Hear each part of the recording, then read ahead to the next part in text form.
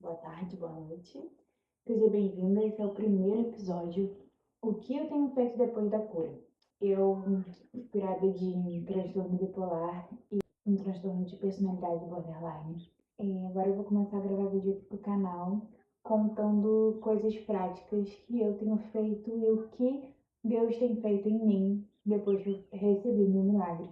E o episódio de hoje eu vou trazer para vocês sobre a minha filha e o que eu penso sobre maldições hereditárias. O processo de cura, né, de milagre, é, ele aconteceu junto com a minha gestação. Enquanto eu gestava minha filha, o Senhor me gestava. E quando ela nasceu, assim, quando eu estava grávida, e as pessoas acompanhavam a minha mudança, elas sempre falavam para mim que a Maria, ela tinha me curado. E isso me incomodava bastante. Me incomodava muito porque ela era só um bebê, né? E além de ser só um bebê, muitas vezes que eu ouvia que ela ainda estava dentro da minha barriga, ela não tinha responsabilidade nenhuma sobre aquilo, né? Ela só era um bebê que ela ia ser cuidada por uma mãe. E eu lembro que eu fiz um post uma vez que eu falava o seguinte, que o Senhor, ele tinha me curado para ela. E não ela tinha me curado, mas ele sabia que ela precisava de uma mãe inteira e não de uma mãe quebrada. E aquilo ali foi realmente eu consegui passar em palavras o que eu sentia quando falavam que ela tinha mudado a minha vida, né?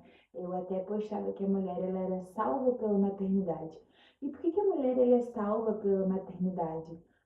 Não é porque o filho salva a mãe, mas é porque se tornar mãe te torna infinitamente mais altruísta, infinitamente menos egoísta, você trabalha muito mais os seus dons, as suas virtudes, você precisa trabalhar domínio próprio, precisa trabalhar paciência, precisa trabalhar humildade, precisa trabalhar o orgulho, precisa trabalhar o ego. Então, por isso a mulher é salva pela maternidade, porque a maternidade não só ela tira ali toda a carga espiritual que através de Eva trouxe para nós, mas também porque a gente trabalha infinitos pecados e transformando esses pecados em virtudes, né? E aí, quando postavam isso de que a mulher era salva pela maternidade e fazia trends relacionadas a isso, as pessoas ligavam que eu fui salva, a minha filha me salvou. E na verdade, não. Eu fui salva para a minha filha. Bom, e aí o que acontece sobre maldições hereditárias e sobre o que eu penso das maldições hereditárias? É, eu acredito muito que existem. Acho que qualquer pessoa que lê a Bíblia, ela acredita que existe maldição hereditária. Que lê Êxodo, Moisés, história de José, enfim. Só que a Bíblia também diz que o perdão, ele quebra, né? Ele quebra essas maldições. Jesus, ele veio para quebrar qualquer maldição. Ele veio para ser o próprio sacrifício e nós precisamos perdoar e continuar quebrando essas maldições na nossa vida, né? Eu ficava muito irritada com as pessoas falando que sua filha vai ser igual você, ou vamos dar um remedinho para ela, igual você tomava. Algumas coisas assim lembrando do meu passado, porque quando eu vivi o milagre, eu queria, na verdade, esquecer tudo que tinha acontecido comigo. Eu queria apagar da minha vida tudo que eu tinha feito de errado, tudo que tinha acontecido de ruim, e eu queria esquecer. Só que é o Senhor que esquece, não a gente. Né? A gente ressignifica aquilo. E não tem como eu virar para minha filha e não contar para ela conforme ela for crescendo. E não tem como eu poupá-la daquilo que eu fui. Eu não posso criar uma outra história para contar para ela daquilo que a mãe dela foi. E isso me incomodava. Eu cheguei até a fazer orações falando que ela nunca saberia o que era a palavra borderline, que ela nunca saberia o que era uma pessoa bipolar. Porque eu não posso privar a minha filha disso. Eu não posso privar ela de saber o que é o mal, de saber o que é o certo e o errado, de saber que eu sim vivi uma vida de pecado, eu sim fui acometida por uma doença, eu sim fiz coisas ruins, mas mais do que isso, o amor de Cristo me alcançou. Ela não é responsável por esse milagre, ela é fruto desse milagre. Porque eu não quero que ela cresça se sentindo responsável. Eu penso sobre isso, que ela não vai viver as coisas que eu vivi. Eu creio, eu oro, eu peço perdão, eu faço tudo que cabe a mim para que ela não viva. Mas tem um erro que eu acho que as pessoas cometem nessa questão das maldições hereditárias, é de querer privar os filhos de conhecer as coisas do mundo, como se isso fosse possível. É quando os pais eles tentam criar uma bolha e colocar esses filhos numa bolha. Eu acredito que a gente precisa ensinar, né? Eu acredito que a gente tem que fazer tudo que está no nosso alcance para realmente não deixar que os nossos filhos vivam um pecado, que os nossos filhos conheçam uma vida diferente do Senhor. Eu oro por isso todos os dias, para que a Maria não conheça uma vida de pecado. Mas não vai caber a mim fazer coisas práticas, né? Por exemplo, proibir ela de ir a algum lugar depois que ela tiver uma idade suficiente para questionar se aquilo é bom ou ruim.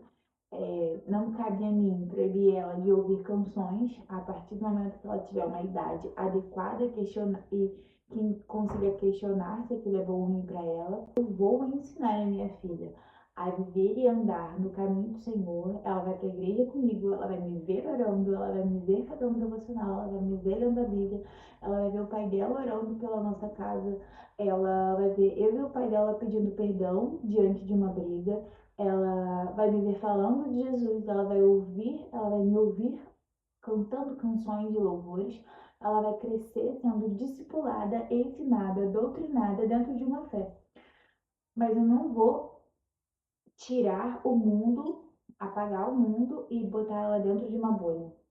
Eu acho isso muito perigoso, porque isso cria curiosidade, isso cria um senso de proibição enorme dentro da criança. Então, eu acredito que muito mais do que a proibição é a influência. Então, eu acredito e eu irei por esse caminho, né? Até agora, até então, é, de influência. Se nós somos a média das 5 pessoas que convivemos, a minha filha será a maior influenciada da minha casa. As mais próximas delas somos eu e meu marido. Então, nós vamos influenciar. E ela, hoje ela tem 2 anos, né? Mas na adolescência, enfim. E ela vai estudar em colégios que vão influenciá-la, ela vai morar em bairros que vão influenciá-la. E isso sim depende da nossa escolha. Isso sim, o nosso comportamento, as coisas que a gente fala dentro de casa, as músicas que a gente escuta dentro de casa, os livros que a gente lê, os filmes que a gente assiste, isso sim vai doutrinar ela. E isso cabe a nós fazer com que seja mais atraente aos olhos dela do que aquilo que ela vai conhecer no mundo. Sim, doutriná-la no nosso caminho, mas sem uma questão de colocá-la dentro de uma bolha, dentro de uma caixa, proibindo ela de saber os erros que a gente cometeu, mas mostrando, olha só, a gente foi por esse caminho, mas olha como a nossa vida está hoje. Olha o caminho de volta que a gente fez, olha o que aconteceu na nossa vida, olha o milagre que o Senhor fez, e você não precisa passar por isso. A influência, ela gera resultados muito mais benéficos do que a proibição. Eu acho que as maldições hereditárias, elas são quebradas sim com oração, com jejum, com perdão e também sem se esquecer dessa parte tão importante que são as práticas. As práticas, as novas práticas, a mudança de comportamento, isso quebra maldições hereditárias de fato. É o último nível da quebra das maldições hereditárias. Eu não sou teóloga, mas eu sou uma intercessora dentro da minha casa. Eu sou uma pessoa que busca todos os dias intimidade com o Espírito Santo. Eu vivi e vivo quebras de maldições dentro da minha família, boas práticas, fazer diferente. Que é quando a gente muda, quando a gente tem a renovação da nossa mente, é que a gente realmente entende e percebe que fomos de fato batizados pelo Espírito Santo. Esse foi o primeiro episódio daquilo que eu tenho feito depois de curada, falando aqui sobre as minhas práticas, sobre aquilo que eu enxergo através da vida da minha filha, sobre o que eu quero passar para ela. Se você é isso, muito feliz de ter você aqui comigo, me acompanhe nas outras redes. É isso, beijo.